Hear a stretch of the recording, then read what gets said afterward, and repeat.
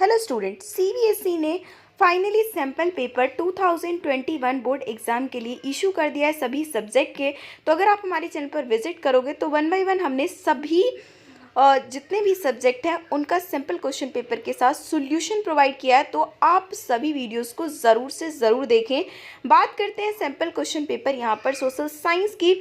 तो question paper का pattern जो है इस साल काफ़ी बदला बदला सा नज़र आ रहा है। जैसे आप देखोगे तो यहाँ पर 1 मार्क्स के क्वेश्चन को काफ़ी वेटेज दी गई है। 1 मार्क्स के जो क्वेश्चन है सेक्शन ए में 16, तो यही आपके 1 मार्क्स के क्वेश्चन हो गए। इसके अलावा जो सेक्शन सी है यहाँ पर भी आपको एमसीक्यू की सीरीज़ मिलेगी जिसमें इन्होंने पैसेज दिया हुआ है। मतलब इतना ज़्यादा आसान इस बार इन्होंने आपका पेपर कर दिया है। बस आप ये मत कहो कि बस थोड़ा सा भी अगर आपने पढ़ लिया ना तो अब भी आपके पास होने के मार्क्स तो आ ही जाएंगे और टॉप करना तो बहुत ही आसान है। आपको बस थोड़ी सी मेहनत करनी होगी। तो यहाँ पर सेक्शन सी के अंदर 4 क्वेश्चन है और ये एमसीक्यू में, जैसे मैं अभी आपको दिखाऊंगी तो अच्छी तरीके से और क्लियर होगा। यहाँ पर जो आपके 6 क्वेश्चन है 3 मार्क्स के, 6 3 18 हो गया। यहाँ पर आपके 5 क्वेश्चन है 5 मार्क्स के 25 और 5 मार्क्स का हो गया आपका मैथ बेस्ड क्वेश्चन। तो इसी तरीके से जो है आपका पूरा पैटर्न रहने वाला है। तो चलिए देखते हैं अपने क्वेश्चंस को।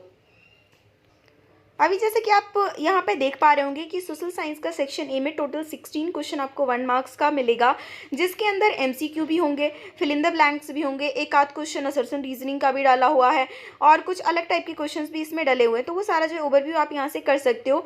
मेन ये है कि अगर आपको इन क्वेश्चन को अटैम्प्ट करना है तो आपको एनसीईआरटी की एक लाइन जो है आपको पढ़नी होगी, तभी आप इस क्वेश्चन का आंसर करेक्टली सही से निकाल पाओगे। जैसा फर्स्ट क्वेश्चन उन्होंने पूछा हुआ कि आपको करेक्ट स्टेटमेंट निकालना है with regard to the act of union 1707 में जो एक्ट ऑफ यूनियन आया था वो किस वजह से आया था। तो अगर आपने पढ़ा हुआ रहोगे तभी आपको पता चलेगा कि ये क्यों आया था, the formation of the United kingdom of great Britain. तो यहाँ पर सी ऑप्शन करेक्ट हो जाएगा। जब आप एग्जाम में आंसर लिखोगे ना तो आपको ऐसे नहीं लिखना कि हाँ पूरा जी लिख रहे हैं, बिल्कुल नहीं। आपको सिर्फ लिखना है कि फर्स्ट का आंसर कौन सा होगा, सी होगा, सेकंड का आंसर डी होगा। इस तरीके से आपको फाइनल बोर्ड एग्जाम में अटैम्प्ट करना है। टाइम वेस्ट नहीं करना, आपको टाइम अपना बचा के रखना है उन क्वेश्चंस के लिए जो कि जिसमें कि हाँ उन्होंने वर्ड लिमिट दिया हुआ है। इसमें तो आप ऑप्शन सेलेक्ट करो, आगे बढ़ो। नेक्स्ट क्वेश्चन है कि इसमें से कौन सी ट्रीटी थी जिसकी वजह से ग्रीस को एक इंडिपेंडेंट नेशन बना दिया गया था। तो ये वाला आपका हो जाएगा। किस वजह से नॉन कोऑपरेशन मूवमेंट को वापस ले लिया गया था गांधी जी के द्वारा, चौरी चौरा इंसिडेंट्स की वजह से। कुछ question fill in the blanks आएंगे लेकिन ऑप्शन नहीं होगा, इसमें आपको खुद ही सोच के आंसर देना पड़ेगा। लेकिन अच्छी बात यह है कि फिल इन द ब्लैंक्स के क्वेश्चन में आपको ऑप्शन देखने को मिलेंगे। तो अगर आप ये नहीं तो दोनों में से कोई ना कोई तो आप इजिली अटैम्प्ट कर ही लोगे। अब नेक्स्ट प्रिमिटिव कल्टीवेशन को लेकर इन्होंने मैचिंग का दिया हुआ है और इसके अलावा बारले एक रबी क्रॉप है, कॉटन एक खरीफ क्रॉप है, तो जायद क्रॉप कौन सा है। तो आप क्या करोगे, ऑप्शन में से यहाँ पर सिलेक्ट करना है। तो इस तरीके से यहाँ पर आपको ये शॉर्ट क्वेश्चन मिल जाएंगे। उसके बाद आगे बढ़ोगे तो आप टेंशन मत लो, इसकी जो पीडीएफ लिंक है मैं वो आपको बताऊंगी कैसे डाउनलोड करना है। फिलहाल अभी आप चीज़ों को देख लो। जैसे 3 मार्क्स का क्वेश्चन है, तो why did Gandhi ji start non cooperation movement. Gandhi ji ने नॉन कोऑपरेशन मूवमेंट को स्टार्ट क्यों किया था। रीज़न मेनली तो आपको यही देना है कि रॉलेट एक्ट की अगेंस्ट जलियांवाला बाग जो हुआ था खिलाफत आंदोलन को लेकर।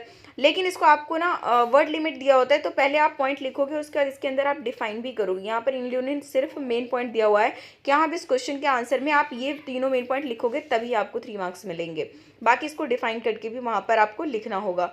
उसी तरीके से यहाँ पर और सारे क्वेश्चन है। अब मैं आपको दिखा देती हूँ सेक्शन सी, जो कि बहुत इंपॉर्टेंट है, इस साल ही आपका इंट्रोड्यूस हुआ है कि आपको पूरा पैसेज दे दिया। जैसे इंग्लिश के एग्जाम में नहीं आता, बल्कि उससे भी ज़्यादा इजी, उसमें तो फिर भी ढूंढना स्टूडेंट को कठिन हो जाता है, बड़ी दिक्कत हो जाती है जिनकी इंग्लिश वीक होती है।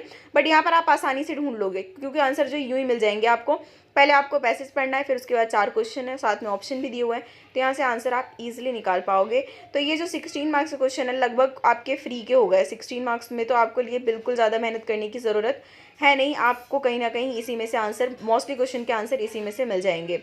उसके बाद जो आपका लॉन्ग क्वेश्चन यहाँ से आएगा, रोल ऑफ मास कम्युनिकेशन। अगर इंपॉर्टेंट क्वेश्चन की सीरीज़ देखोगे, ये सारे क्वेश्चन मैंने इंपॉर्टेंट क्वेश्चन की सीरीज़ में डाले हुए हैं क्योंकि हमेशा से यही क्वेश्चन ही सीबीएसई पूछती है।